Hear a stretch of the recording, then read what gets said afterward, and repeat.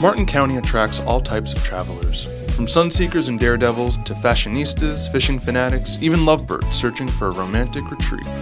This under-the-radar slice of paradise is best known for our natural wonders, uncrowded beaches, and charming downtown districts. But this Treasure Coast destination is full of hidden gems just waiting to be explored. In this series, we'll introduce you to some of the people that make our timeless escape such a special place. So come along as we show you how to plan a vacation you'll never forget. This is the Memory Makers of Martin County. Hello there, my name is Ian Centrone with Discover Martin, and today we are at the Elliott Museum, one of the coolest attractions in all of Martin County. And today we are joined with Rob Steele, President and CEO of the Elliott Museum. Welcome, Rob. Thanks for having us. So happy to have you here again, Ian.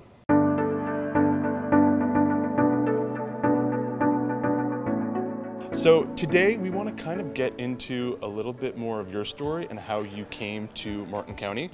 So how long have you been with the Elliott Museum? Very nearly 3 years, Ian, and it's been the best 3 years of my life. We've been through some challenges like everybody else in the world, but we buckled our seatbelts and came through it with flying colors. So we're really happy to be open and rolling again, and we took that time to mix it up and create some new adventures for everyone here in Museum World. Well, and I think that's one of the biggest things. Since you started here, you've done so much for the Elliott Museum, from bringing in new exhibits to creating new programming. What do you think has been the biggest change that you've made since joining the museum?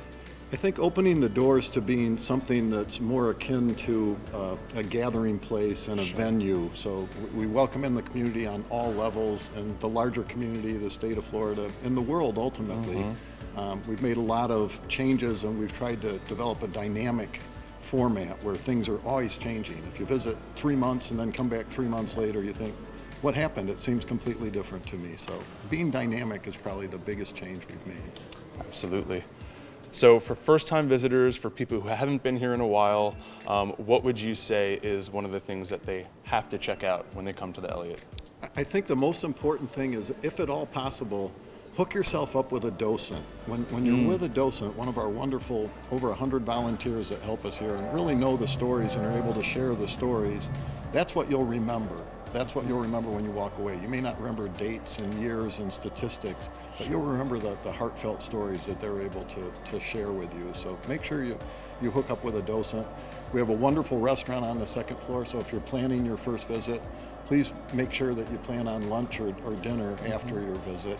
We are also the umbrella over the House of Refuge Museum, which is a mile and a half from here. You can be there in 3 or 4 minutes, and so 2 museums for one. It's really a great way to see the island and enjoy things. Since you've been in Martin County, what would you say is your favorite thing about living here? It's a beautiful place. Every once in a while you have to just slap yourself and say, I'm so lucky to be here. Look around. It's a beautiful place to live, and particularly in my case, this museum is a football field's length from the Atlantic Ocean. And Stuart Beach is right here. The House of Refuge is right on the ocean. The island's only 70 yards wide there, and the House of Refuge has been there since 1876. It's a beautiful spot. Perspective and where you are, getting a sense of calm that emanates from this island and this place. The beautiful people here.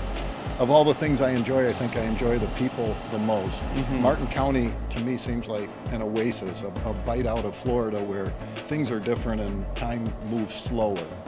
So as guests come, another thing I really want to invite them to do is to stop and gain that perspective that I'm in a wonderful place now, and I'm surrounded by people that are happy I'm here and are happy to help me find the next great thing to do. After checking out the Elliott, what's another recommendation of something that you would say is a can't-miss experience in Martin County? It's interesting that you asked that, because directly across the street from us, within walking distance, is the Florida Oceanographic Society. We'll be having a ribbon cutting tomorrow for a new expanded exhibits and everything else, great interactive outdoor things with lots of sea life. I think it's rare, unless you're in a big city like Chicago or New York, that you can find 2 museums within walking distance that are so unique and yet still great entertainment for families and everyone else. So those are the can't miss things to do. on the island, and then I encourage everyone to go downtown. It's a hop, skip, and a jump, and our downtown has a sense of old Florida. The retail's really strong, the restaurants are fantastic, and all of it you can take in an unhurried, unrushed environment. Let's take a look around the museum and see some of your favorite exhibits. Fantastic. So since we're in the car gallery already, we figured why not hop into one of the cars. So Rob, tell us, where are we sitting right now? We're in a 1925 Rolls-Royce, and unknown to most people, Rolls-Royce was actually made in America for a few years in Springfield, Massachusetts. And this wonderful car was donated to the museum by Presley Blake, another resident of Springfield, Massachusetts, who had a great love for Rolls-Royces, owned as many as 28 in his collection at one time. So this is a singularly beautiful car, one-of-a-kind car that you can only see in a place like the Elliott Museum. So, and how often do you get to sit in one, Ian? Not all day long. Not too frequently, if I'm being honest, not too frequently. But rare cars and automobiles and planes and boats are kind of your specialty, right? How many cars do you have here?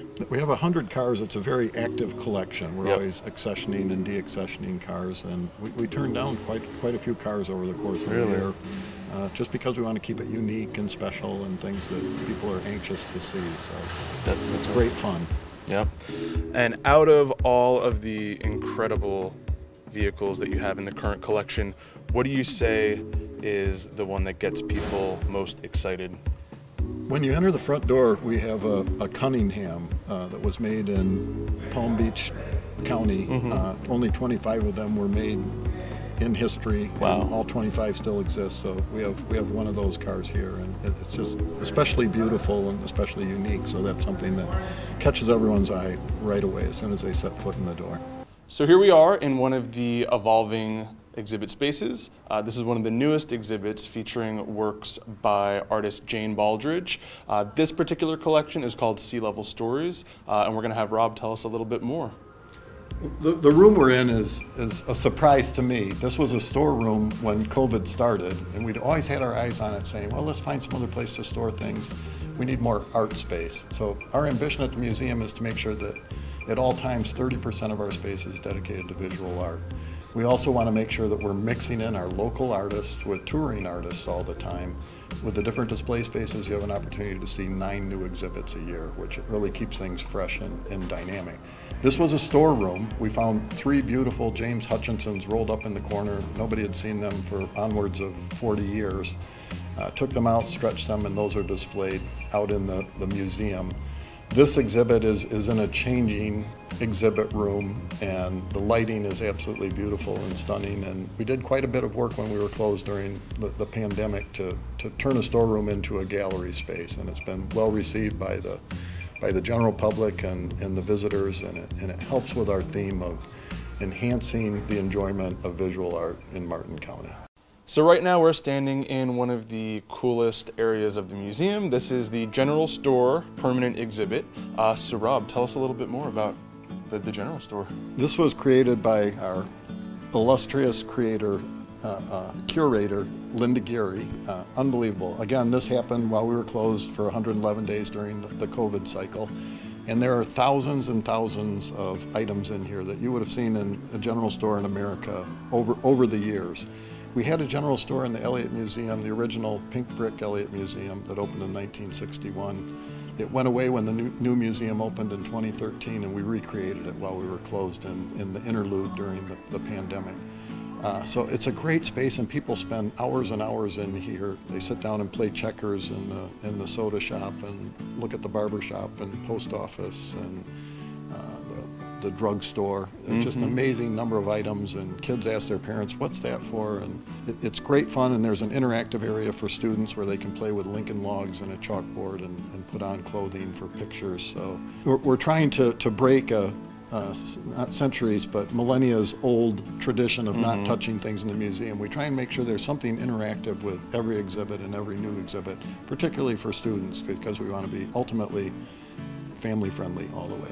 What an amazing afternoon spent exploring the Elliott Museum with Rob. Of course, we want to thank him for taking the time to show us around, but this is just scratching the surface. There is so much more to discover for yourself the next time you come to the Elliott Museum. So be sure to check it out and make sure to tune in next time when we explore another Martin County attraction.